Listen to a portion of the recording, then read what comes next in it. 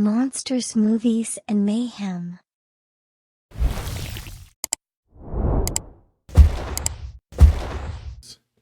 Today I explained Pimp My Ride to Vincent. So this was a show where a man would take a car and put a PS2 in it. And he was like, "Are you serious?" He was like really into it. I was like, "Yeah, they put 10 TVs in your car, and not just like laying in the back. They were like on your ceiling, on your on your steering wheel. The windshield would be a TV. Yeah, and then this rapper would come out named Exhibit, and he would talk trash about the guy's car. He'd be like, "Oh man, look at so and so's car. It's all jacked up. Look at he's kicking the tire, it like falls off. You know, it was great. Yeah, it was such a good show, man. Like we don't get shows like that anymore. MTV is just Teen Mom and and the Jersey Shore. Oh no, now it's just ridiculousness. Which I kind of dig. I mean, if you're in a hospital, because when I was in the hospital, it was on. That was the I was gonna say that, and I think TLC are the only channels that hospitals get. So yeah, anytime I was visiting my ex girlfriend at the hospital, go screw you. Are you keeping that in? I'll keep it in. Okay. Yeah, screw you. We would watch Ridiculousness or TLC, so nothing but 90 Day Fiance or yeah, just that. Yeah, all the time. Yep. And I really ended up getting into like 90 Day Fiance. Oh, you know what? Which one did you see? Like, which one was the one that was like? Because there's certain like episodes where it's like we're gonna follow this for a while, and then there's the ones where it's like the couples watching the other couples do their episode. Have you seen those? No. Where it'd be like couples from previous episodes are sitting in bed, watching the new season together and just like talking about them, like talking and stuff like that. It was great. I don't know why I love that trash TV so much. So sometimes you just need to watch trash TV. Oh yeah, and you know what's funny is, it sucks because I don't have TLC at home. But have you heard of a show called MILF Manor? Yeah, explain it to me. So MILF Manor is a show where they get a group of like 15 MILFs and put them on an island. I'm following. Yeah. To hopefully find a young guy to date. But there's a twist.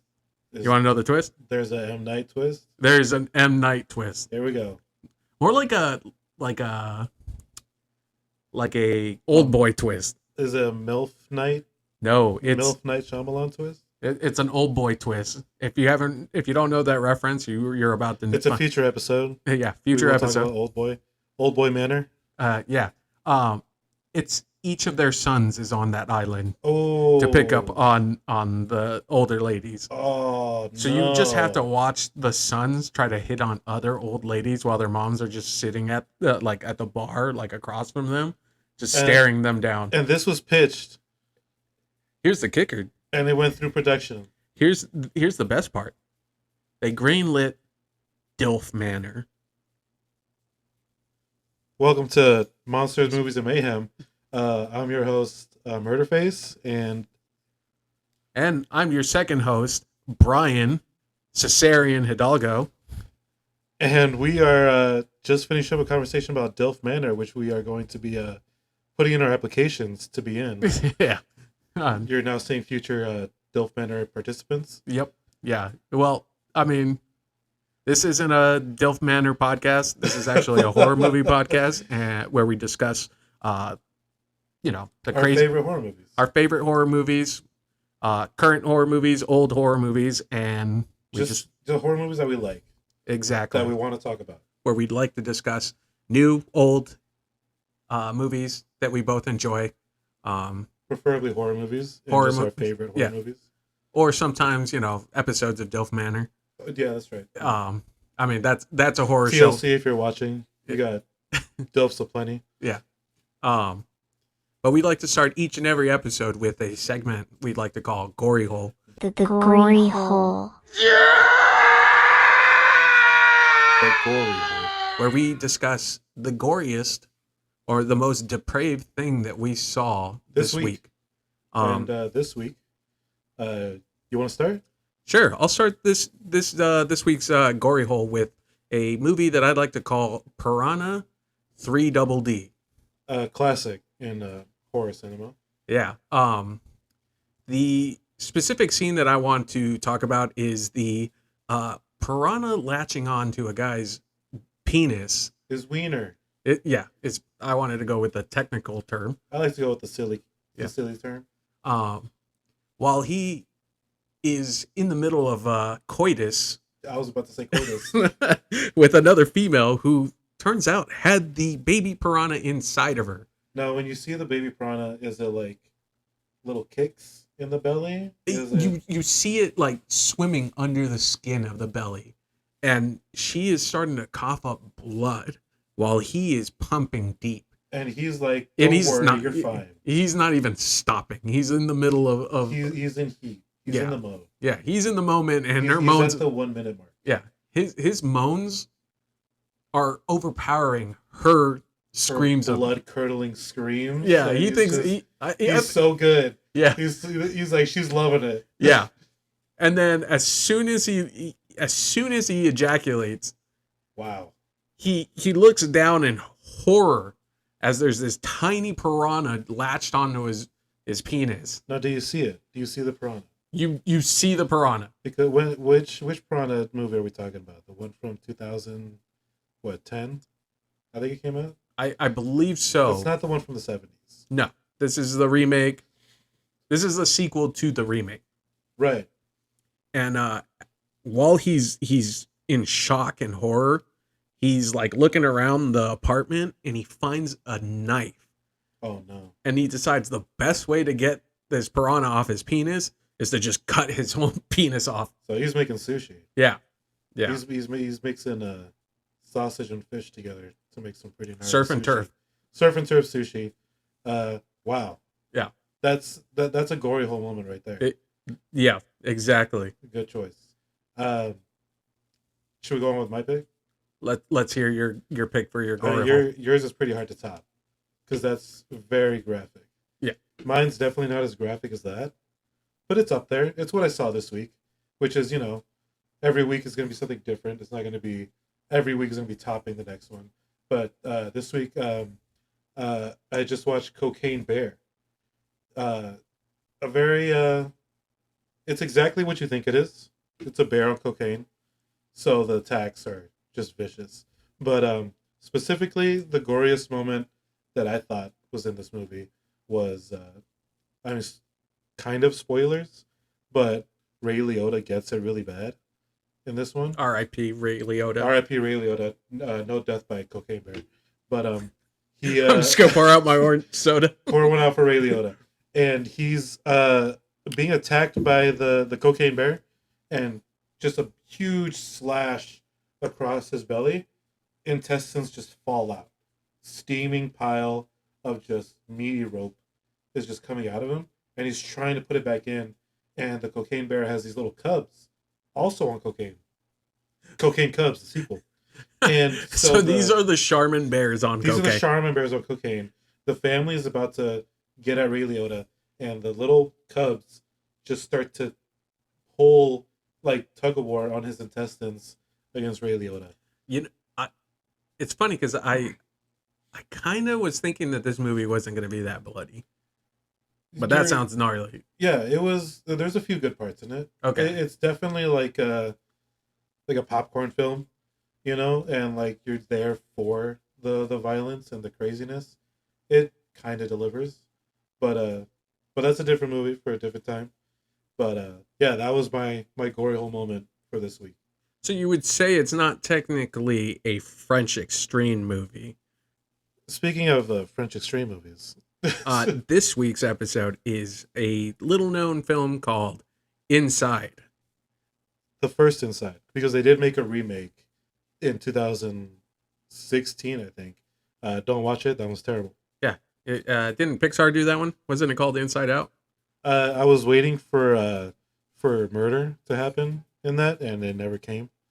But I don't know. When Bing Bong died, that was pretty sad. I mean, if they if they had put a scene in there where he was just, stabbed with the knitting needles, then yeah. Yeah. But Inside, 2007, French Extreme. Do you know a lot about French Extreme movies? Uh, Have you seen any? is High Tension a French Extreme? I think so. Okay, then I've seen one French Extreme movie. Okay. There's a lot. Yeah. They're not all horror, which is fine because they're all just shocking. Shocking extreme movies. Kind of like did you hear about Raw? I have seen Raw. Okay, so That's one.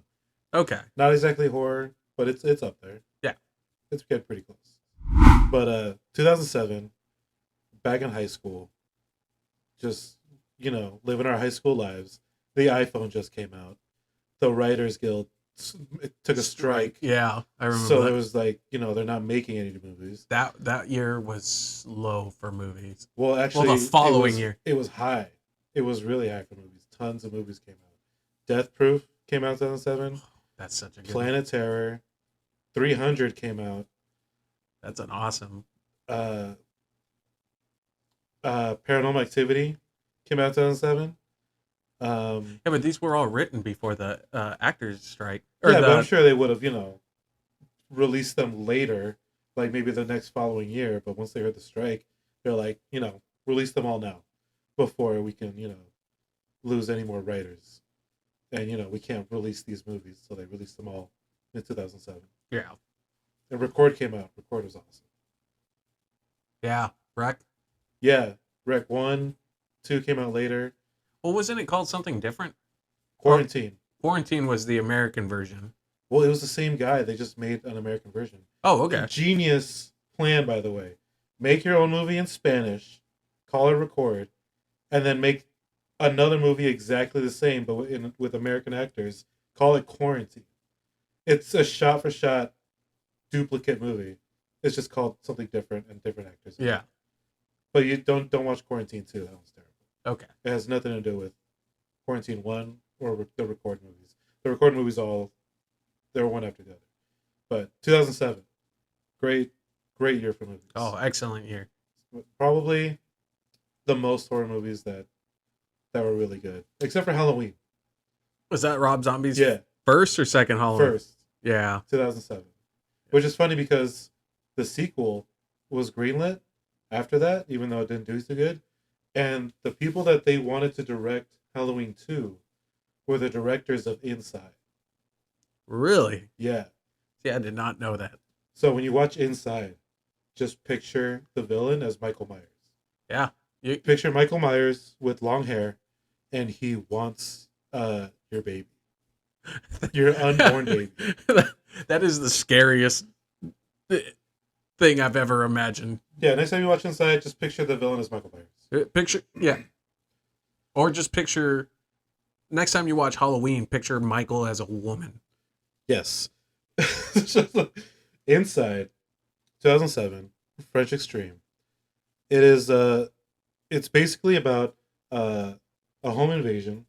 A pregnant woman, has just she's 4 months 4 months past on losing her husband, and so now she's about to give birth, but she's being attacked by a woman that wants her baby. Basically, the short story. Yeah. Make a long story short, we're gonna go into the movie. We're gonna go talk about our favorite scenes. We're gonna talk about our favorite kills because there's a lot, but there's a few. I don't know if you know this, but there's actually some controversy with the villain. Really? Like IRL, what really went down. Because women are evil? Well, in this case, not evil, but very messed up. She's the villain, and she basically did some crazy stuff years later after this movie happened. Wait, the actress or the actress? We'll get into that in a little bit. Okay. But when this movie came out, it was in it didn't really go like big box office because it was only in French. Yeah. It didn't only release in France, but it went in other countries they had a small debut, but written and directed by a pair a pair of Marys. I was about to say, two directors. It's Julian Mari. These are in French, and I don't speak French. Yeah. Julian He's only Mari. ever read those words. He's never actually heard them out loud. Thank you. Julian Mari and Alexander Bustillo. Bustillo. Yeah, well, that's That's Italian. yeah, especially There's when no you French. This, you know. it's Yeah, Bustillo. Bustillo. Yeah, the French cigarette. But turns out when I was looking them up, they also directed a few other movies, but only one that I've seen, Leatherface. the prequel to the remakes. That's right, Huh. Interesting. like 2017. Yeah. That was awful. Yeah. I hated it. Yeah. Not a future episode. Not a future episode, but it is worth mentioning. You know, because he's the directors. Inside is great. Inside is great. Leatherface is awful. Let's just forget everything they did after Inside. Yeah. And it's starring More French people. more. So it's starring the villain Beatrice Dalle, and I'm gonna bring up her controversial topics right now. It's gonna take a little bit of time. Okay. Okay, so the villain of this movie. Okay. We're gonna get into the rest of the cast, but I just had to make a short segment about this villain, Beatrice. Beatrice Dalle. All right. What about her? No relation to Pitbull. Okay, Beatrice Dalle has been arrested on several occasions for shoplifting, drug possession, and assault. And while she was making a film about prison life, Dalle met her one of her husbands, just one, who was serving a 12-year prison sentence for assaulting his ex-girlfriend. She married him after 24 consecutive 1-hour visits. So she knew the guy for 24 hours and married him once he got out. It doesn't stop there. Wait, hold on. Okay. Are you just reading off the script for the new Joker movie?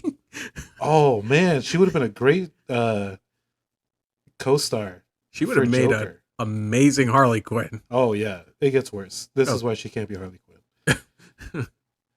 So, according to a 2015 profile of Dalle, she said that marriage was a complete disaster, and once he was released from prison, also I guess they weren't married when he just got out. They got married while he was in prison, and as soon as he got out, she divorced him.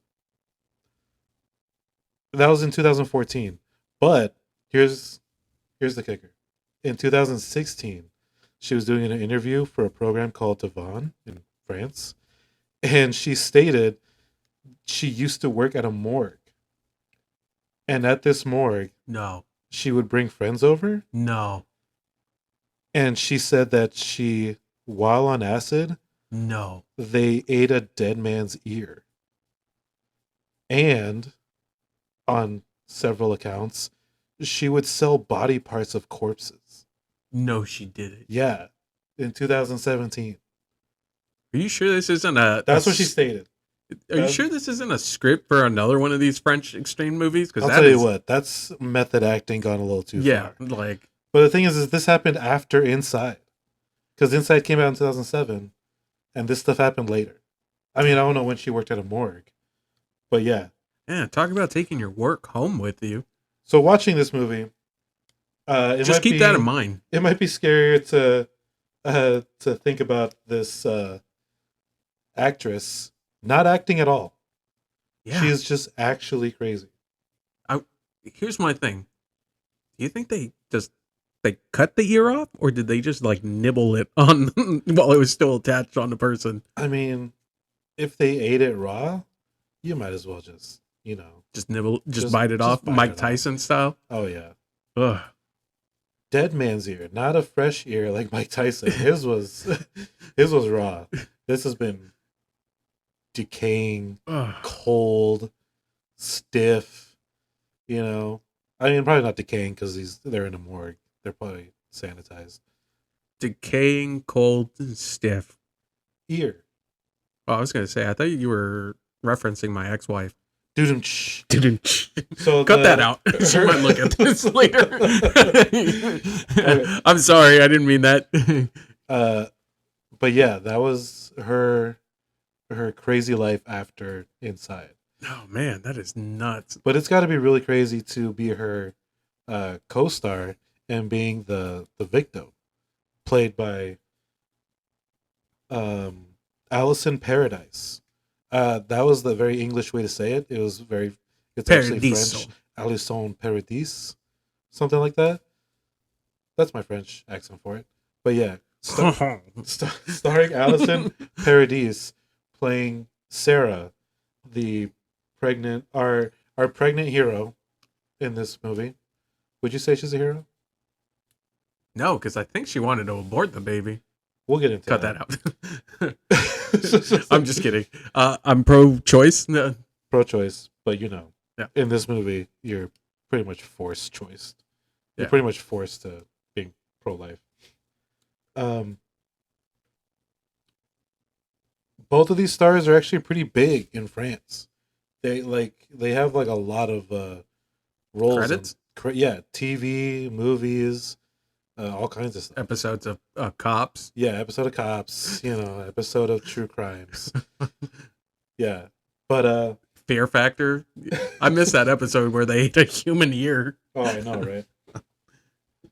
But yeah, that's our cast. Besides some of the side characters that come in later, they're not too big. No, I mean they're in it for like a minute, and then jumping straight into the movie. Yeah, this is gonna be a spoiler full review because we're going to talk about spoiler heavy review. Right. Listen at your own discretion. Yes. So starting the movie, we start off baby POV. We get womb cam. You get the worst CGI baby. You can put this on a PS2 game. Oh man, it looked like that dancing baby from the 90s. The Ooga Chaka baby. The Ooga Chaka baby. Yeah, but worse. Yeah. In French. We love this movie, but this is terrible. Yeah. Yeah, the baby was not, and they keep cutting to the baby a lot. Yeah, there's multiple baby shots. Yeah.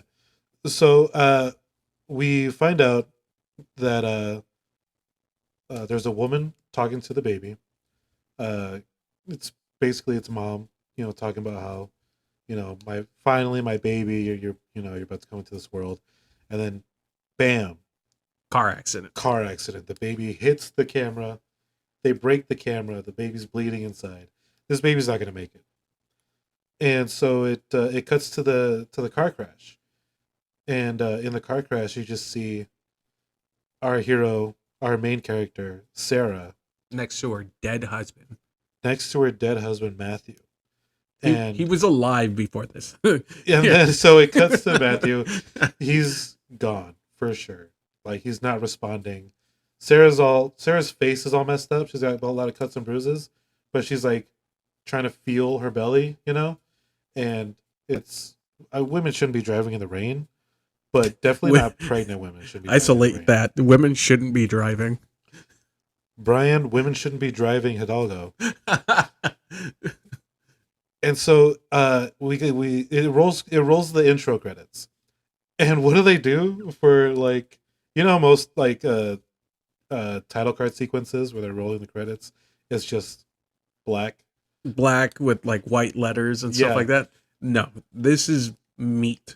This is the car crash. The scene of the car crash turns into what looks like afterbirth, like surgery going on. Yeah, like just juicy red meat and hands just like squeezing it. It looks like a doctor cleaning up after like a crime scene. Oh, I was gonna say abortion. Oh, because the baby's gone. Like, it's in a car crash. Yeah, and so we go to the first scene after the titles.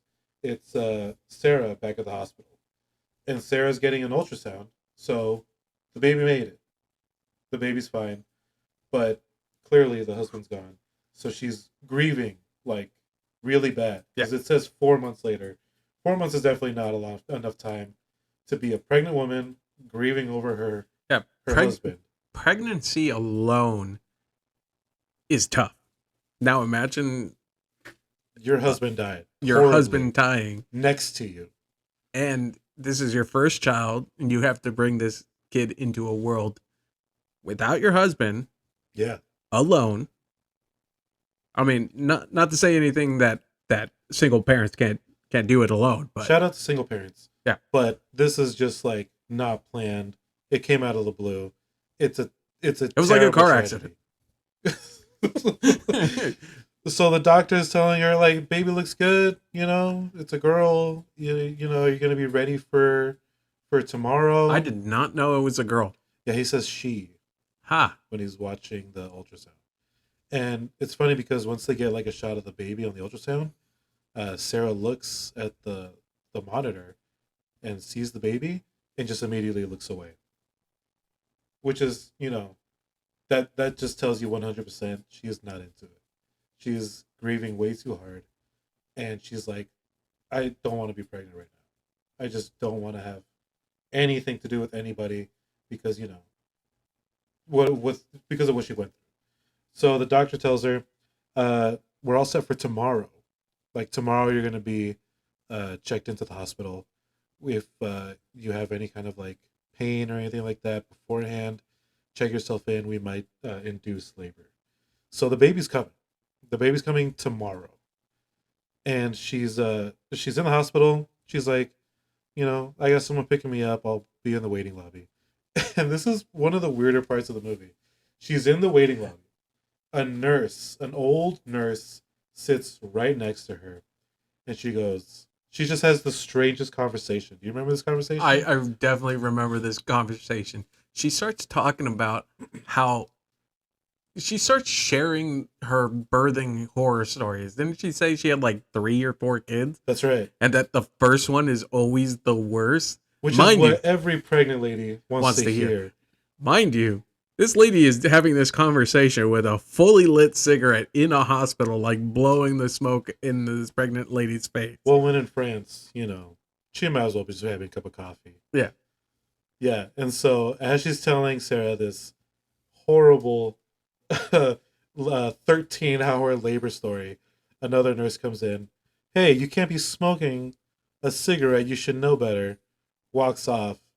And then the smoking nurse just looks at Sarah like everyone here is just an asshole. And then Sarah gives one of her very few lines, which is great. Yeah, it's cut out of the rated version that I saw on Tubi. Mm-hmm. But yeah, she calls her a twat. Yeah, to her face. Leaves. I was like, just gets up and walks out. Thank God. This is the kind of French people I want to hang out with. Yep. Twat. Yep. It was a very good accent. So a woman comes into the waiting room to meet Sarah, and Sarah calls her Louise. Louise comes in, and Louise is very worried about the baby. How's everything going? Who's going to pick you up tomorrow? Everyone that comes in contact with her keeps harping on the fact that she's by herself at home. That she shouldn't be alone, that she should, especially on Christmas. Did we forget to mention this was Christmas Eve? Well, the thing about Louise talking about how she's worried about everything, Louise is actually kind of like the anchor in the beginning of the movie because she brings up the time, which is Christmas. She's about to give birth tomorrow. So right now it's Christmas Eve. It's going to be a Christmas baby. Louise brings up how Sarah is a photographer, but she keeps doing camera shots of the current riots that are going on in France. She brings up Sarah's boss, like, hey, like Jean-Pierre's a nice guy. Like, when are you gonna ask him to come meet me? He should at least meet your mom. And I'm like, is this her mom? And then yeah, she basically says that, the way she talks to her mom, she calls her Louise. Is that just like a normal French thing? Because that's not, you would never address your mom by your first name. Yeah. And she does it the whole movie. I think she's a little, well, we'll get to it later, but yeah. I think she's just disconnected. Oh yeah. She's like obviously not done grieving, and everyone is just in her face about her baby. But yeah, she is. She would definitely be the what would you call it?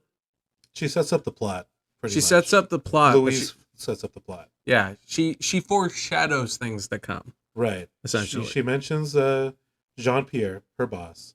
She mentions that they're pretty close. Like you should date him. Like, mom, back off. My boyfriend, husband, just died, and you're already making me like hook up with my boss while I'm pregnant.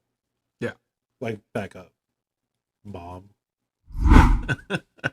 So Louise is talking to Sarah. She's basically saying, "Hey, like, so what are our plans for tonight? You know, Christmas dinner at my place, Christmas dinner at your place." Sarah's just like, "I'm so sick of eating because like you're pregnant, you have to be eating all the time. But when you're grieving like that, you don't want to eat at all. Yeah. The last thing on your mind is food, eating, sleeping, drinking, anything. You just, your body just shuts down. But being pregnant, I can't imagine just having to eat all the time while you're grieving like that." Yeah. So Louise is basically saying, well, let's do something. And Sarah's like, I really just want to be left alone. Like, I don't care that it's Christmas. I just want to be left alone right now because she's about to give birth tomorrow. Her life is about to change like completely. She just wants one night of rest. If it already hasn't. Oh yeah, especially with her trauma that she's been through. So Sarah gets upset and she just tells her like, give me some space, and she heads over to the park. And while she's at the park, she just sees a couple with like teaching their baby how to walk, and she's just staring at them like dead faced, like Pissed. pissed, like that could have been me, but life didn't want that. And Why did I have to be driving? pretty much, it was raining too. You don't want to be. Who drives in the rain in France, pregnant, and the husband's just in the passenger seat? Yeah. He was probably sleeping. Well, he's sleeping for sure now. And so she pulls out her camera now that we know she's a photographer. Pulls out big old Canon, expensive camera. Takes pictures of the couple at the park, and this older guy sits down right next to her at a bench, and his phone rings. Pulls it out, and he just walks back and forth in front of her shot, and you can hear his conversation talking about like photographers and the riots. Yeah. Pretty much. He's basically having a Jay Jonas conversation. I want these pictures of Spider-Man right now. I want pictures of riots. You hear me? And he basically Those menaces out there. and he basically hangs up. He's super pissed. He's French Jay Jonas, and you put two and two together. He's her boss. Yeah. He's her senior editor. That's right. Yeah. Jean Pierre comes in. He's her boss, and she's still taking pictures. And he's like, I wouldn't be this pissed if you were still back, like on the field, because you're like my best photographer. And she's like, it's not hard.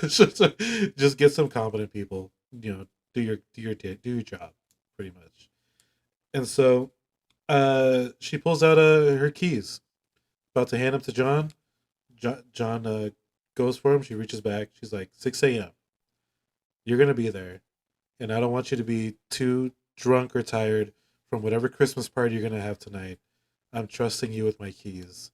You're gonna take me to the hospital tomorrow. And he's like, no problem. He'll be there.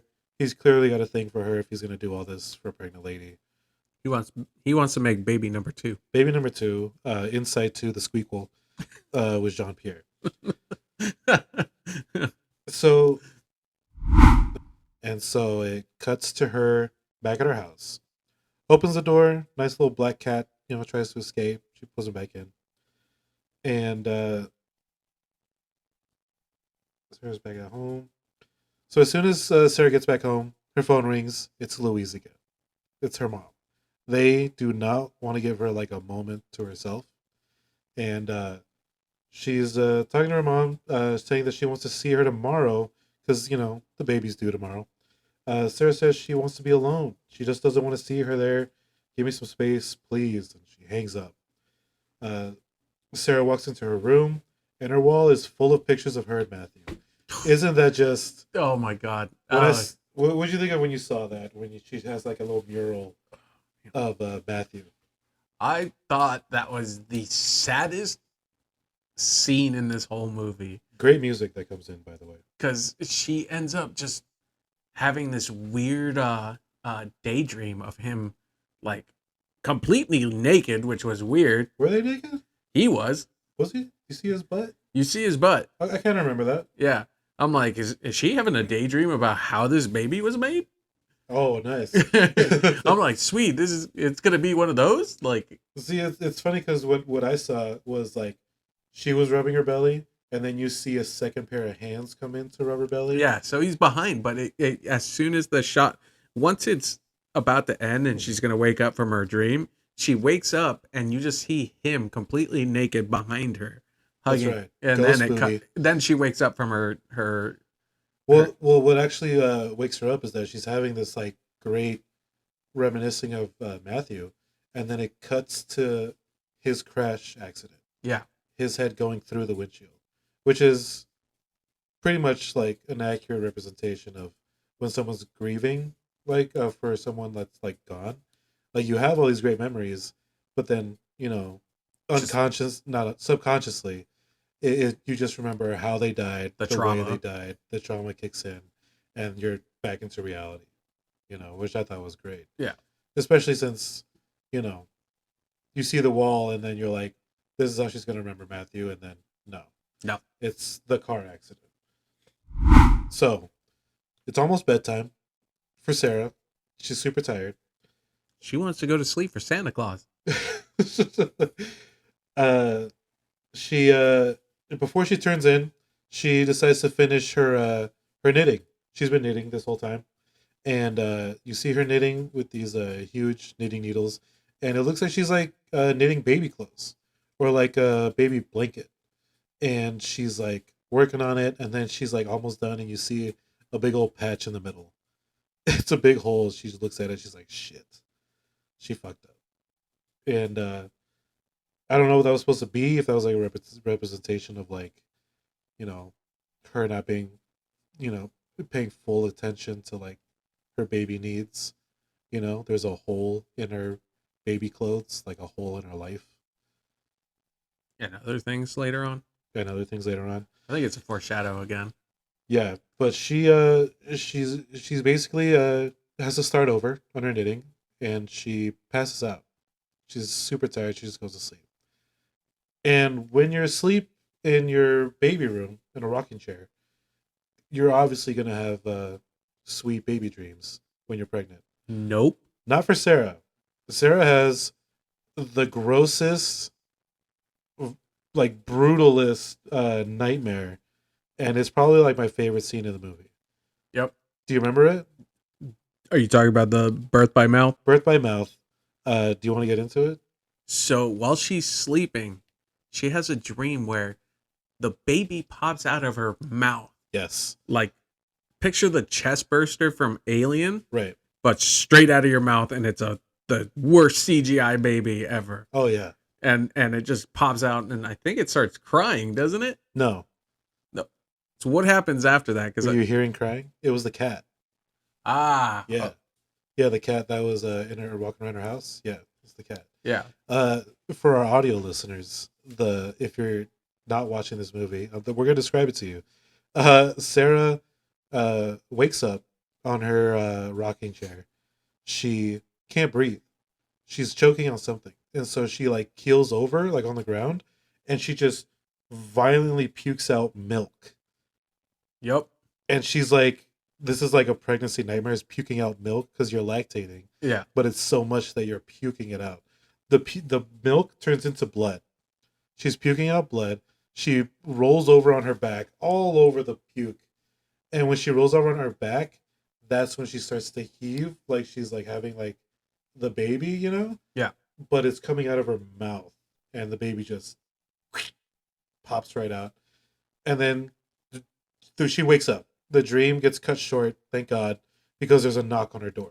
Yeah. Birth by Mouth is my new band name. Follow us at Brian Birth by Mouth at Algo. And so she wakes up because there's a knock on her door. Doorbell rings, and this is when the now is my most feared villain because of her actual history. Only known as the Lady shows up. What is she? Do you remember what she says when she's knocking on the door? Doesn't she ask to use her phone or something like that? That's right. Classic Clockwork Orange. Yep. Uh, uninvited guest for dinner. Something like that. Yeah. Yeah. She tells her that her car broke down and that she just wants to borrow a phone to call like a tow truck or something like that. Right. Reasonable. Yeah. You know. And Sarah goes, "No, it's late. My husband's gonna wake up if you use the phone. Please go somewhere else. There's lots of Christmas dinners going on right now. You won't have any trouble finding someone."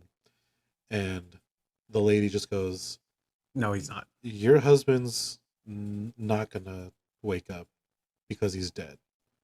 And she's like, "Excuse me?" And she's like, "Sarah, open the door." And Yep. I'm like, "Oh no, it's someone knows her." Yep. You don't want someone knocking on your door In the middle of the night and saying your name. Yeah. and spouting off like facts Yeah, about your life. about traumatic Oh experience. yeah. And so she's freaking out saying, leave, go somewhere else, I'm calling the cops. And so Sarah goes to the window to try and check, And she to the doesn't see wall. anything. And so she goes she walks around, she tries to check for any if she's hanging around the house. Nothing, right?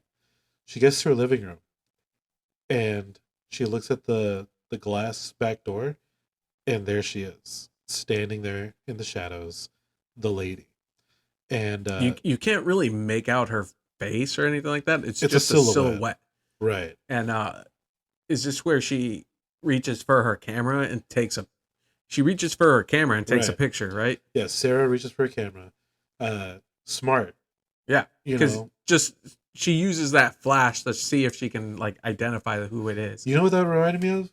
In Saw, the first one, there was a photographer who his power went out, and to like try and find the killer in his house, he was using the flash Yeah. on his camera, but it sounded like the Texas Chainsaw Massacre flash, Yeah. and so it was just doing that over and over again until he had to like reload his camera like a gun to find him. Yeah. But Sarah was doing this to get a few pictures of her.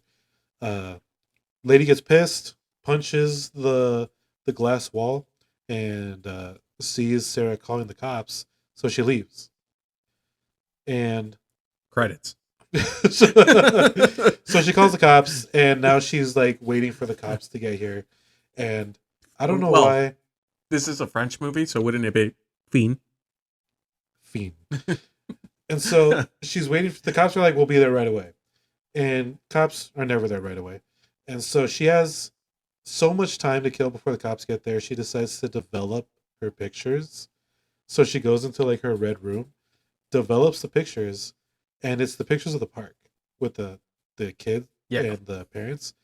And she starts to see something in the background of those shots, and it's the lady, her face. So she's been following her this whole time. She's been stalking her this whole time, which explains why she knows her name. Yeah. Explains why she knows about Matthew, where she lives. You know what's funny is at first, before I found out everything, I thought for some reason the lady was also like the nurse or something, but it was completely different. I can see that happening. That nurse That has or a maybe grudge. the You're gonna nurse. call me a twat? I'm Yeah. gonna take your baby. Yeah. What if this whole movie was about revenge nurse. because she was called a twat? Of course. The French just hold grudges like that. Yeah. So Sarah's developing her pictures, notices the lady in the background. The cops show up. They're regular horror movie cops. They're like, "Hey, are you Sarah?" It's just kids playing trick or treat. It's Christmas Eve. It's clearly some elves walking around. This dumb cops. So they're searching. They come in. They do an inspection. They don't find anything, of course. They come back in to tell Sarah, "Don't worry about it. Whoever it was, they're gone now. as they're saying that, in the background, in a very blurry background, you see the lady just sneak her way through the front door and go upstairs. Did you catch that the first time? I caught none of this. So I didn't see that until the second time I saw the movie. So this movie definitely warrants a repeat watch. Yeah. So the lady's wearing all black. Yeah. Like, and she's got black hair. All you see is her face. And that gap tooth. I'm sorry. Anytime she's French. Come on, man. I thought the English had bad teeth. Hey, it was a look. Yeah. It's definitely a trademark. She still has it. You know, when you eat, court beer. Imagine getting that stuck. I was wondering, do you think she had to floss that corpse? You don't want to know what she flossed it with. You don't want to know that. A strand of hair from the set she kept, But so the lady sneaks into the back. So these cops are terrible, because if she was able to hide from the cops, wait for them to go inside, sneak her way upstairs without anyone knowing, these cops suck. And so she sneaks in, and they tell her. Now, remember that fact that you told us that these people were supposed to direct the second Rob Zombie Halloween movie. Can you imagine if you just keep seeing Michael Myers in the background of just random shots? Oh, yeah. I would love it. Can you imagine Michael Myers in like the Strangers scene where the sack man with his head, he just like sneaks out? Sackman was my nickname in college. Brian Sackman Hidalgo. Yeah. And so so they tell Sarah that don't worry, no one's here, but just to make you feel better, we're gonna have a patrol unit come by like in a couple hours. They'll call you, then they'll knock on the door and let you know, hey, we're gonna come check on you. Sarah's like, okay, cool. Okay, so now the cops leave. Sarah's exhausted from all this that's going on. She's like half asleep watching the news. The news are covering the protests, the riots in France. And while she's watching this, if you see the shadows in the background, it's basically like a long, dark hallway. It starts to zoom in on Sarah's face with the hallway like in the shot. And then suddenly that edge of the wall that's like all black, it turns into shoulders, which means that the lady is actually right behind her. She like slowly walked into the shot, and all you see is just her shoulders and like down to her waist. But she's wearing all black, so it just looks like shadows. And then it zooms back out, and you just see her face slowly going back into the shadows and disappearing. I loved it. Yeah. Oh man. Now I really want to see Halloween 2 with these directors. Yeah. Can you imagine just seeing Michael's his face, his mask? Yeah, just not his jumpsuit, not just nothing. Slowly, like Homer Simpson into the hedge, disappearing. Yeah, but terrifying. Oh man! And so the cat wakes her up. Thank God, because if she was gonna fall asleep right there, it would have been over. Finn, roll the Z credits. And so the cat saves her, and she's like, "All right, time for legit bed." And then the lady just goes back into the shadows. So the cat saves Sarah, and say that 10 times fast. So the cat saves Sarah, and so now it's time for actual bed. I don't know how you can go to sleep after all this. Oh no, I'd be awake. My ass would have like 2 cups of coffee. Oh yeah, I'd just be like on the phone with the cops. There's no way. No, any normal person. Develop more pictures. Just stay awake. Go to your mom's. Yeah, exactly. Call Jean and be like, hey, let me come over. Yeah, exactly. For sure. Finn. Yeah. So Sarah really needs to get some sleep because she's about to give birth tomorrow. And, what do you do when you can't go to sleep? You take sleeping pills. She goes to her bathroom, opens up the cupboard, takes some Xanax. Is that sleeping pills? She takes sleeping pills. So I don't do drugs. I don't know. So she takes some sleeping pills, and now she's in deep sleep. And she's in deep sleep because the lady is standing right over her. This is the scariest part of this movie for me. Yes. The idea of someone standing above me, Your intruder that you saw. watching me sleep. Yeah. No way. Yeah. Like, that's one of my worst fears. Yeah. Lock your doors tonight. I'm going to be standing. No, I'm just kidding. And so she's standing over her and she's like, she's in deep sleep. She saw her take these pills because she's watching her. Yeah. So now she's like, let me go check out the baby room. You know, she checks out the baby room. She, you know, messes with the toys. She looks at the clothes. She sniffs like a deep inhale of the baby clothes. She's clearly baby crazy. See, that part I don't get. It's not like that baby wore those clothes yet. No, it's all psychological. It's all in her head. like, I was gonna say, it's new clothing. It just smells like new clothing. Yeah. But yeah, this lady is so crazy in real life. Yeah, and so she sniffs. I'm pretty sure she none of this. They didn't tell her to act. Yeah, I'm pretty sure this was all ad-libbed. Oh yeah, she's like, well, why are they smelling the? Keep filming. Just keep rolling. keep shooting. Just follow her home with the camera. This is all at her house. This is actually a sequel to Behind the Mask. This is all a mockumentary. Okay, so she's smelling the baby clothes. So you're like, this intruder is gonna take her baby. Oh man. You're like, as soon as she's sniffing the clothes, you're like, oh yeah, this is gonna happen. And so she goes into the bathroom and she's looking for like her tools. And she gets a jar of alcohol and a pair of scissors. The biggest scissors. I was gonna say the biggest scissors known to man. I mean, these were huge. They were like 2 kitchen knives. Yeah. Attached. Why are these in your bathroom? Why do you have these? These are like gardening shears. Yeah. Like, huge. Yeah. But yeah. So she grabs them. And you see her slowly walk over to Sarah. Unconscious, deep sleep Sarah. And she pulls out the scissors, puts them into the alcohol, and just rubs the edge on her belly. Like down that happy line. Down the happy line. Like that. If you've ever seen a pregnant belly, they always get this weird dark line in the middle. And she like follows that. It almost like, it's like someone set up dotted lines for what she's going to do later on in the movie. The whole time I'm cringing because it's like, first of all, the edge of scissors running against your skin, terrifying.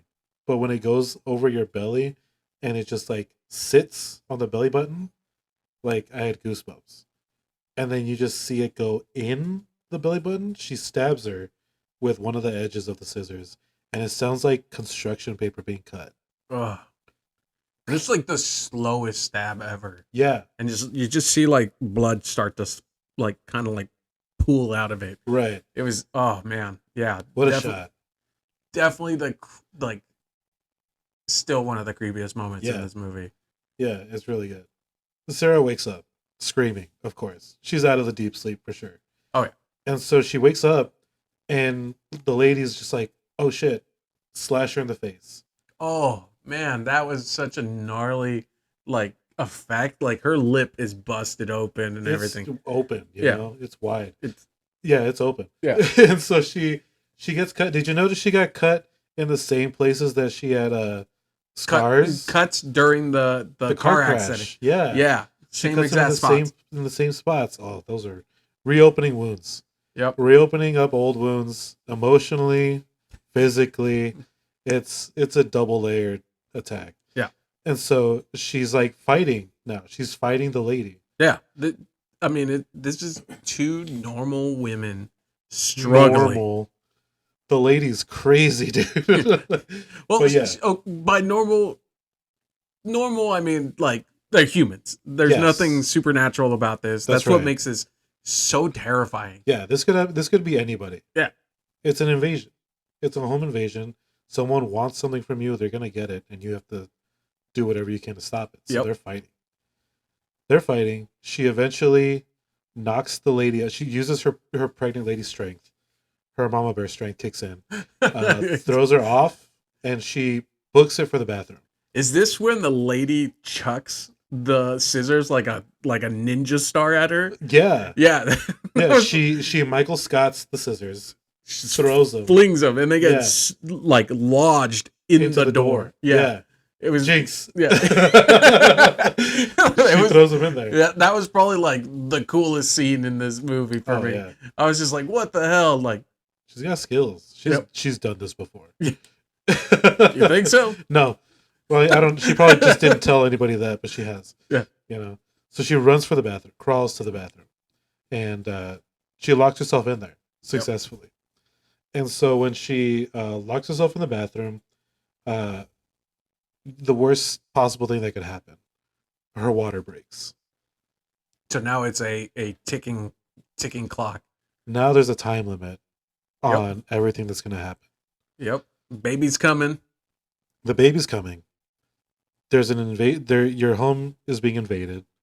The woman that's trying to kill you is right outside your door. And it's Christmas Eve. The fact that this movie is set on Christmas Eve, like nothing in her house is Christmas. So like even if they didn't say anything, it's just you would have never thought it was Christmas. I don't think anybody was dressed in like winter clothing. Well, everyone was dressed for riots. the Christmas riots are happening the Christmas riots. Yeah, the Christmas riots. It's looking like Black Friday out there. Yeah. And so her water breaks. It was just funny that tidbit, that whole like, tomorrow's Christmas. I'm like, what the This is now a Christmas movie. Yeah, exactly. We put this on your next Christmas movie marathon. Yeah, right next to Die Hard. Yeah. Yep. Jingle All the Way. Inside. I'll be home for Christmas. Home Alone. Yeah. Oh man. If you just retitle this movie Home Alone. Double feature. I'm watching the French version of Home Alone. Home Alone Inside. Yeah. Oh man. So she locks herself in the bathroom. When she fought off the lady, she hit her head pretty hard. So now the lady is downstairs looking for ice. Because she's like, Didn't I need to heal. Smack her across the head with like a lamp? I believe so, yeah. It was That's how she got away. Yeah. Yeah. So now she's looking for ice to ice her busted head. And the door opens. The front door opens. Jean-Pierre made a unexpected entrance in this movie. Jean-Pierre, turns on the light. Oh, I didn't know you were here looking at the lady. You must be Sarah's mom. Because who else would it be at Sarah's house at this hour? On Christmas Eve. On Christmas Eve. Jean-Pierre, it must be a French thing. Like, they just walk in. They just walk in and they see a stranger. Oh, hey, you must be, there's a reason why you're here, basically. And if it was America, guns. Just right through the door. He broke in, I have a right to shoot him. Yeah. But no, Jean-Pierre meets the lady, and because he hasn't met her mom yet, he's like, this stranger woman must be the mom. So the lady plays as Sarah's mom. Yeah. So now she's gonna try and pull one over on Jean. They're like, you know what? Sarah's really tired. I'm gonna take her to the hospital tomorrow, so you don't need to take her. You can just go home. And he's like, oh, well, all right, I'm out of here then. And who walks in through the door? Well, first, the lady says, well, wait, let's have a drink real quick since you're here. Why? Why would this happen? Why? She needs to get him out of here. And she does. Thing. And then she's like, well, before you go, do you want a drink? It's a French thing. Yeah, I think it's a French thing. You want one for the road? Yeah, one for the road real quick before I kill your pregnant worker. Yeah. So she gets some drinks. They're sitting in the living room. Sarah's upstairs. She's looking for something to as a weapon. Yeah. That's when she grabs her knitting needles. Trusty knitting needles. Always keep her in your bathroom. So Jean and the lady having a drink in the living room. And he's telling her how hard it must be for her to handle Sarah when she's going through trauma and she's pregnant. And she's like, well, I do what I can. I've been through something similar like that myself. And he puts his hand on her thigh, and it gets really weird. She gets up and leaves. And just as that happens, who comes through the door? Her real mom. Louise. Louise comes through the door. Awkward. So awkward. She's like, who are you two? What are you doing here? Where's Sarah? And Jean is like, well, who are you? You don't just go barging into someone's house. And she's like, this is my daughter's house. I'm her mother. And she like yells for Sarah, like, where is she? So she goes upstairs, and John looks at the lady, and he's like, well, if that's the mom, then who are you? And then she's just like standing there. So it cuts to Louise. Louise goes upstairs. And doesn't she knock on the door or Well, something? no, she walks past the bathroom door where Sarah is, but Sarah unlocks the door. She unlocks the door because she's ready To stab the next person that to stab the next. Well, she only knows that the lady's there. Yeah. She doesn't know that Louise or Jean is there. So she's hears footsteps, and she's like, "Okay, now's my chance get to this bitch." stab lady." The door opens, stab right to the neck. It's Louise. She stabs her mom. They're looking at each other square in the eyes, and she just pulls the knitting needles out of her mom's neck Ugh. and just leaks blood, and she's like, oh my god. She's calling for her mom, like, Yep. I just killed my mom. I think this is the first time she actually calls her mom, isn't Yeah, it? first time she calls her mom because she killed her Yeah. unintentionally. And the mom doesn't know what to do, so she just turns around. And when she's trying to walk like down like the hallway, you just see the blood just squirt all over the walls. Yeah. I thought I had high blood pressure. This lady was leaking blood. It was a lot. It was like a geyser. It was a geyser. I haven't seen that much blood flow since in a long time. I'm gonna stop there. So now the lady is trying to convince Sarah to give her the baby. Yeah, so she's just sitting there. She tells Sarah before she has the conversation. Sarah's cat appears and sits down in the lady's lap, and Because it's a cat. It's Yeah. the sweetest cat. yeah, and the lady, you think at this point she's gonna have like a sweet moment with the cat, and she stares at the cat and grabs it by the neck, Right. and this is how you know that she is deranged. Yeah. Well, besides trying to stab her in the beginning. Yeah. She snaps the cat's neck and then just tosses it. The meow that the cat gives out, Yeah. and once it gets cut off, and it's just silence. Yeah, it was so awful. That Anytime an animal dies in any movie, it's terrible. Yeah. But you don't want to see it. Nope. And then she tosses it, like you just see the limp body just, Yeah, you hear the thump and then off camera. yeah. Then she gets into the conversation about just Right. give me your baby. So once the cat's dead, then the lady tries to convince Sarah, you don't want this baby. Like, just open the door. I'll take good care of this baby. You're not ready for it. Yeah. If it wasn't for the killing part, I mean, I would agree. that would you just know? give the baby up for adoption. If you're not And here's an adoptee right here. Yeah, exactly. She'll take it. But Sarah's like, you tried to kill me. Yeah. And Sarah also has one really good line where she's like, what kind of man would want to fuck a psycho like you? Which was one of the better lines of the movie. Yeah. Even though there's barely any lines at all. Yeah. And so when you have like 3 lines, yeah. yeah. So now you hear sirens outside.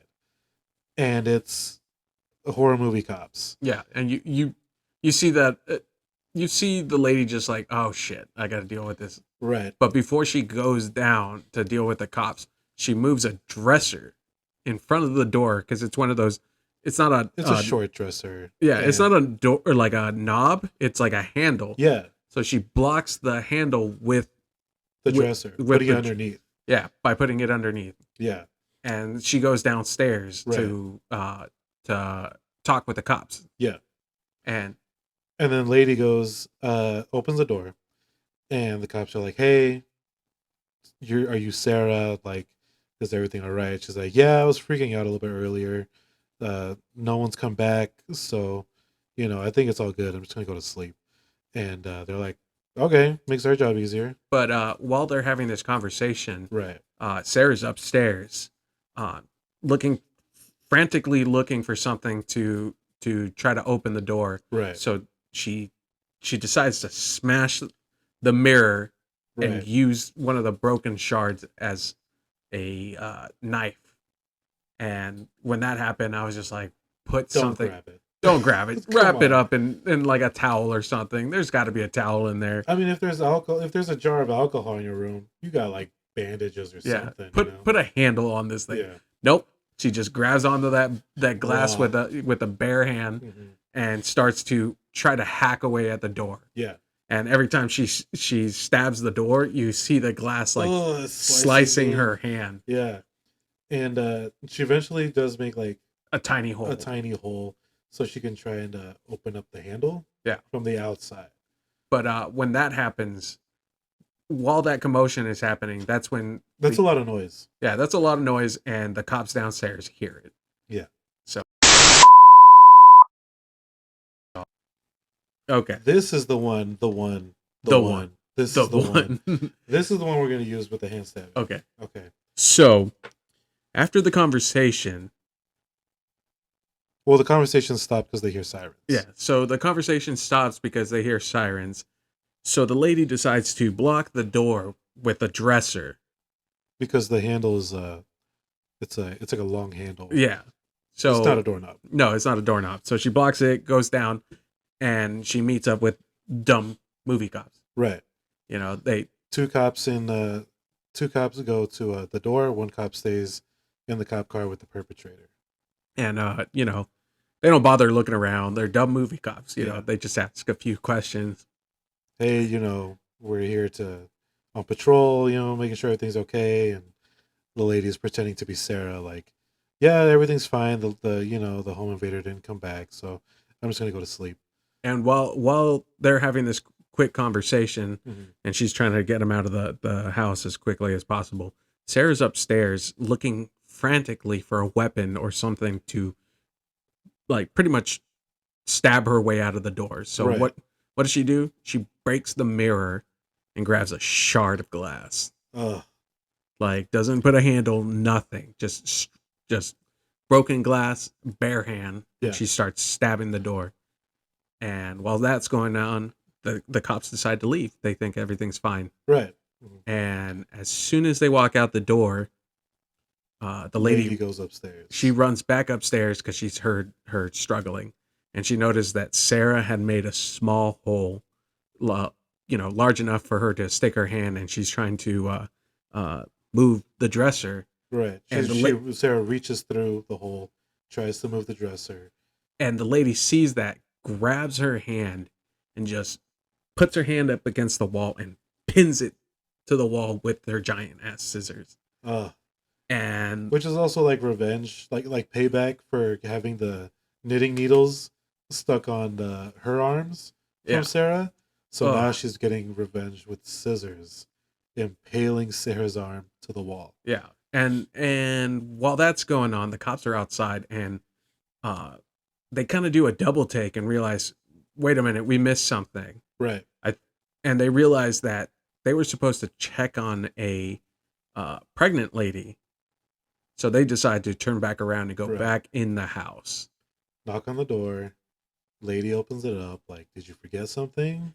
And the cops walk in, and realizing that she's not pregnant, one of the cops asks her, you know what did you say the baby's name was going to be? And as he asked that, you just hear Sarah upstairs, like, groaning from the stab wound. And one of the cops decides to go upstairs, and he tells the other cop to watch her.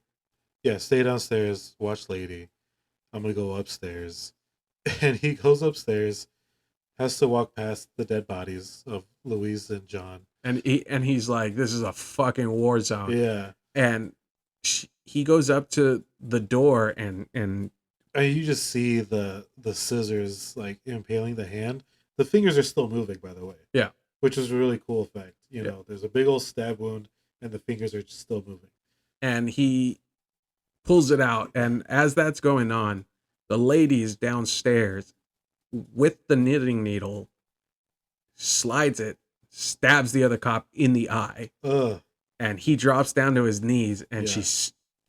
what Slices his throat. slices his throat with the knitting needles as Right. well. Grabs his gun. Grabs his gun, makes his way upstairs, and just as the cop is opening the door for Sarah, Oh yeah, he pulled the scissors out. yeah, He he opened the door.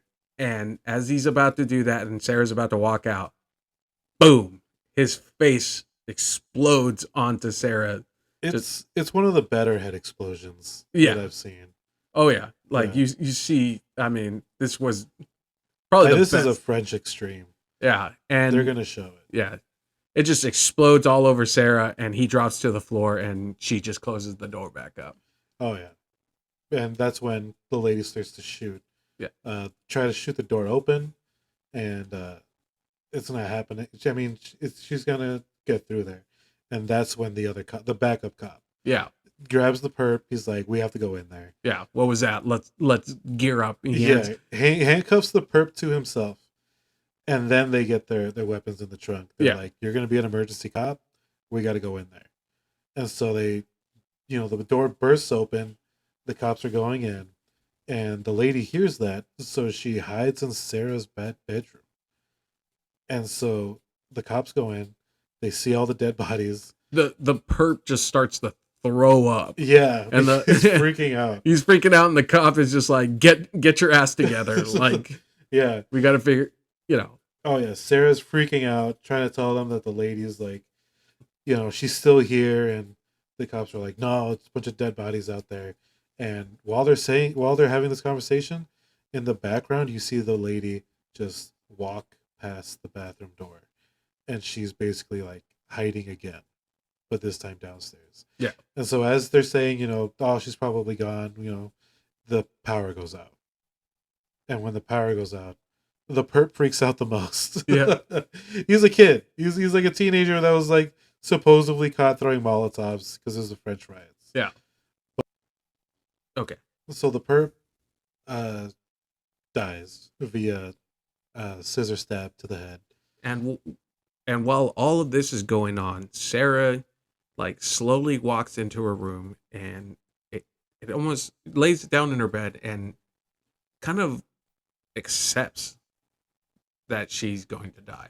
Yeah, she looks like she's given up. Yeah, the last two people that were supposed to save her, she just heard get shot in the head. Well, she heard 2 gunshots, so Yeah. she's like, "Oh, they're both dead." Yeah, so she kind of just accepts her fate, lays down, and then the lady walks up, and this part is kind of weird. Yeah, the lady's standing over her by the bed again, like earlier in the movie. Yeah, And Sarah's just completely still, and the lady starts to like rub on her belly, and it's almost kind of like a tender thing. it gets like, oddly sensual. Nothing really happens. And so she goes over Sarah's face with her face, and it looks like she's trying to give her like a kiss of death almost. Yeah, And Sarah rips the lady's lips off. just like how A that big old lady, chunk. yeah, how that lady ate someone's ear. Yeah, this is where she got the idea from. You're Yeah. gonna like bite a piece of my lip off. I'm gonna eat someone's ear. Yeah. And so now they're fighting. Now Yeah. Sarah's like, "Okay, I'm not gonna give up." So Yeah. she's fighting. She's Surprise, gonna fight her way out. motherfucker. Yeah, yeah, like a last surprise attack. Yeah. Which was pretty good. And so after she bites her lip off, the lady like kind of like backs away, and Sarah takes this time to leave Make the her way room downstairs. and make her way downstairs. Yeah. And she realizes that she can't get out the front door, Right. so she's gonna make her way to like the kitchen or something. Yeah. But as she's walking over, the lady comes up and just clocks her in the face. And it's just a beat down right after that. She knocks her out, kicks her while she's down, nowhere near the belly because she's protecting the baby. Yeah. But she's like taking kicks to the face, Sarah's trying to grab like the needle, The sewing knitting needle, and she the lady just kicks it out of her hand. Mhm. Like she's just like She can't defend herself. No. Because she's being beaten up so bad. And she while she's doing that, they're kind of crawling to the kitchen. Yeah. And Well, as she finds the knitting needle, and she's like, well, if I can't fight her, I'll put the knitting needle to my belly. and while all of this is going on, you get that that the soundtrack from the movie, it's all like tense and stuff like that. Right. And she as she's threatening the baby, it cuts to that weird scene with the CGI baby again. Yeah. Those PS2 awful baby. PS2 baby graphics. Right. Womb cam. Yeah, womb cam. And all of a sudden, out of nowhere, the music stops. The music stops as she gets clocked in the face with a toaster. Yeah, the lady swings a toaster at Sarah's face and knocks her out. Yeah. And she can't catch a break. No. Yeah. She can't. And while that's going on, after she gets clocked in the face, she's on the ground, like struggling to breathe. Yeah. And the lady takes, a smoke, decides she's like, I won. Yeah. This is like, it's over. I'm victorious right now. Yeah. And so she like kneels over Sarah. She pulls out a cigarette because like, this is my victory cigarette. Lights it. And what does Sarah do? She Rorschachs her. She reaches over for a can of aerosol, whatever it is. She's in the kitchen, sprays it towards her cigarette with the lighter, and just melts the lady's face off with the flame. This burning face scene was great. Yeah. Her scream was awesome. The CGI fire was a little bad, but early. Well, I mean, it's 2007. Yeah. So the lady's just like screaming in pain and like runs off. And next thing you know, this is the turn. Like, this is the... Well, it seems like it's all going to go Sarah's way until she realizes she still can't breathe. Yeah. Because she was on the ground, like, struggling for breath. And she can't do it. She's kind of like coughing up blood. She's choking on the blood. So she reaches for the knitting needles again. On her back, on the ground.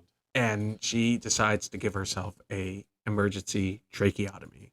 Don't do this in real life. No, you need a ballpoint pen. She doesn't just like make an insertion in her throat. She wiggles it around. Yeah. To try to like engorge the hole. And once she like finds like an air passage, she pulls it out and you see these little bubbles start to form on her new hole. And when that starts to happen, she like starts to breathe again and she gets up and the blood is still coming out of her neck. It's like a steady little stream of like blood piss. Yeah. And she reaches over to the counter and luckily there's a roll of duct tape. Because, every kitchen has duct tape. Yeah. And what can't duct tape do? You can hold things together. You can seal up wounds with it. Yeah. Like they're definitely not going to get infected. No. And, so she duct tapes her neck. Just like it's a scarf. Yeah. And this is the turn. I mean, once you duct tape a wound, you're in survival mode. Yeah, she's ready to. She turned the tides. Yeah. So she decides to arm herself, and she's not just gonna. She's looking for something, right? Yeah. So she reaches over, grabs a knife, and it's not enough. No, she wants the reach. Yeah. So she stabs it into the wall and picks up a shower curtain or something. It's like some kind of curtain rod. And she just jams that into the handle of the knife, creating a makeshift spear. Right. And you're like, okay, she's got a spear.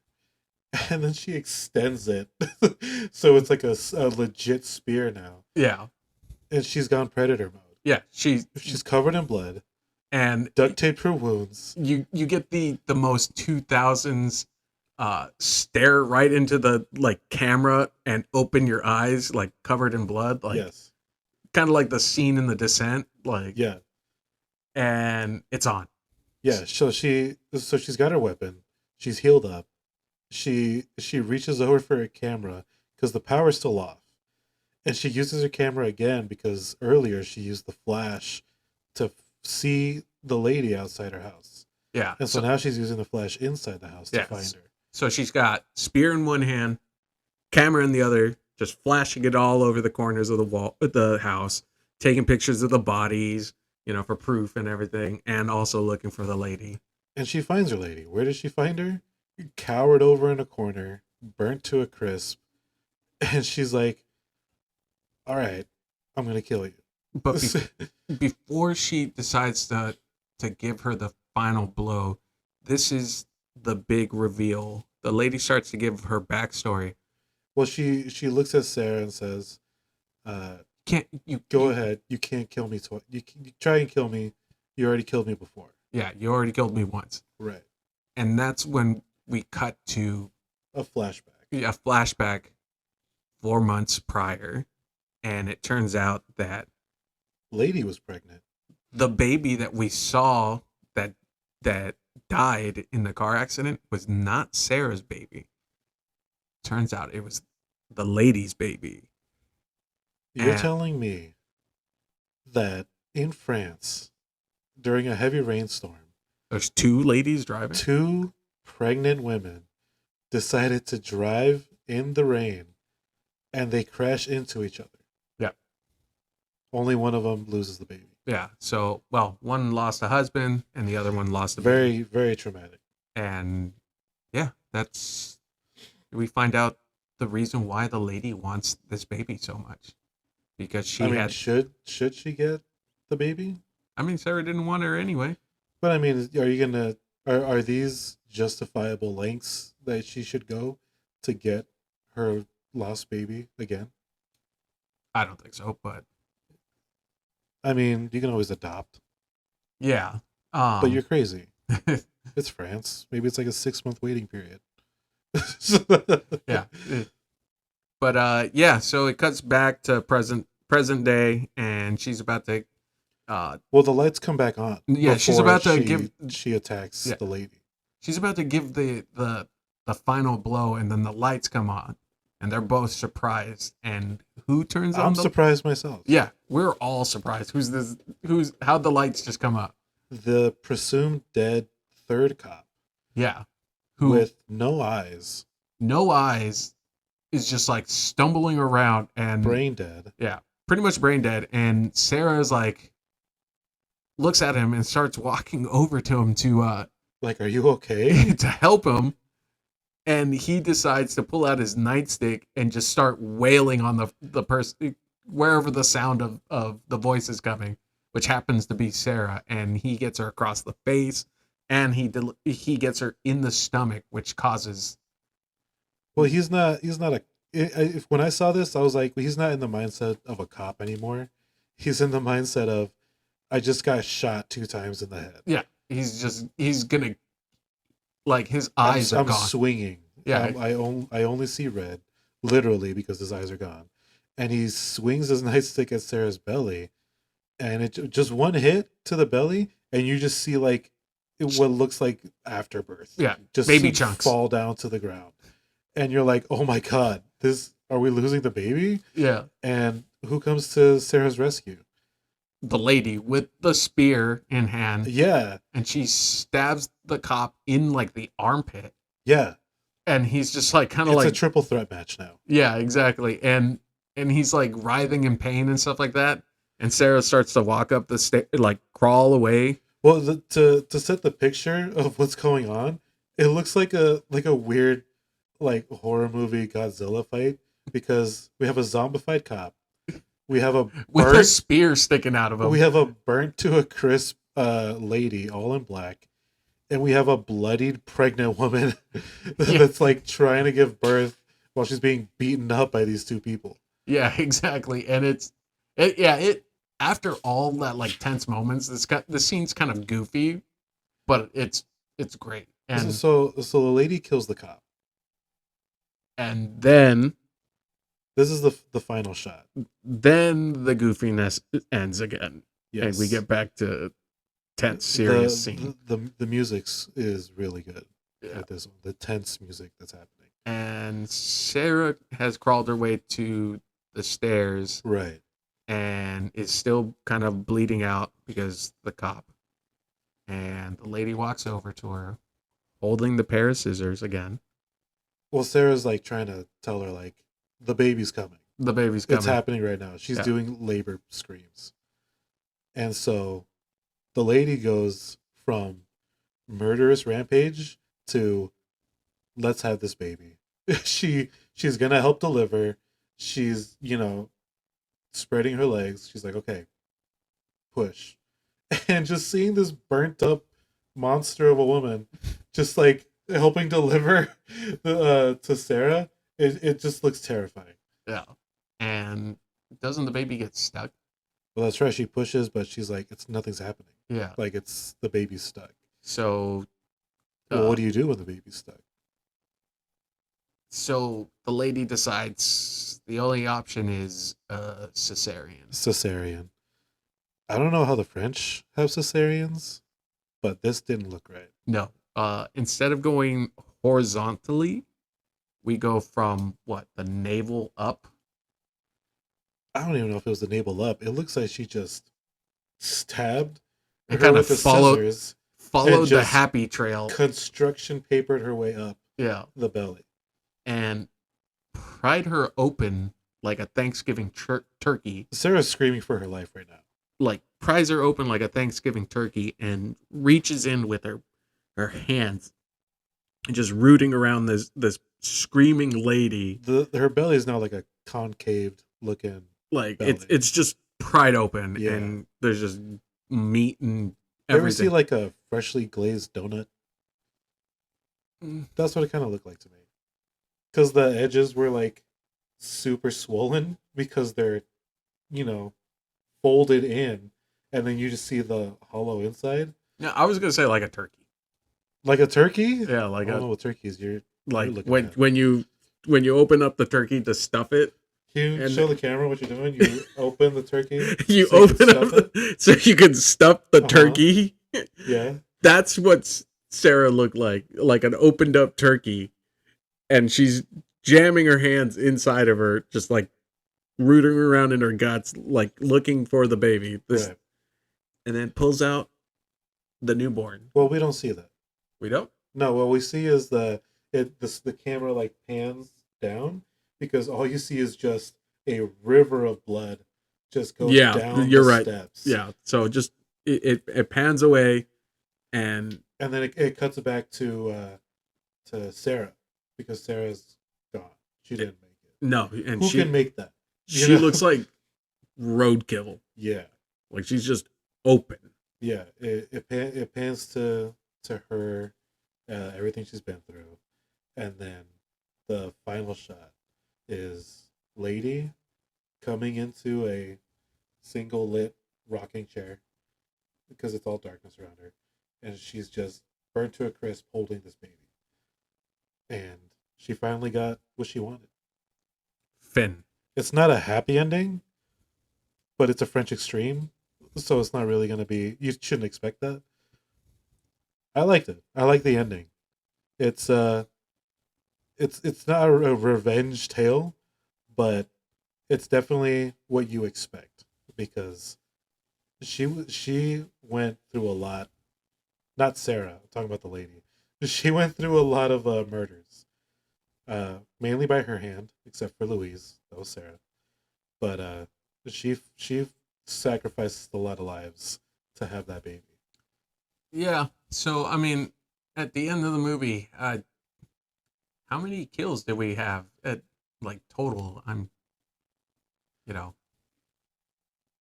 mean, we have Matthew.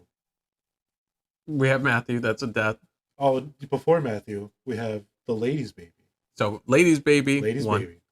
Matthew. Louise. Jean Pierre. The First, cat. The cat. R.I.P. So is that 5? 5. First set of cops. 2. So it's 7. The next cop and the perp.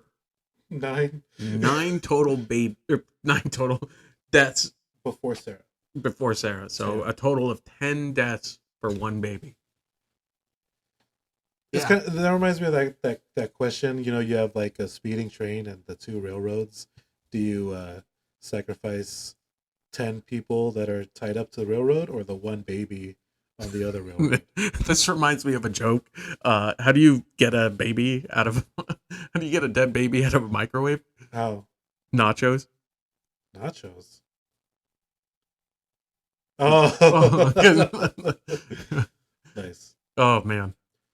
But yeah, it's it's an ending. Oh my god. Yeah, it was something else. And What was your favorite kill from this movie? oh, the face blowing up scene.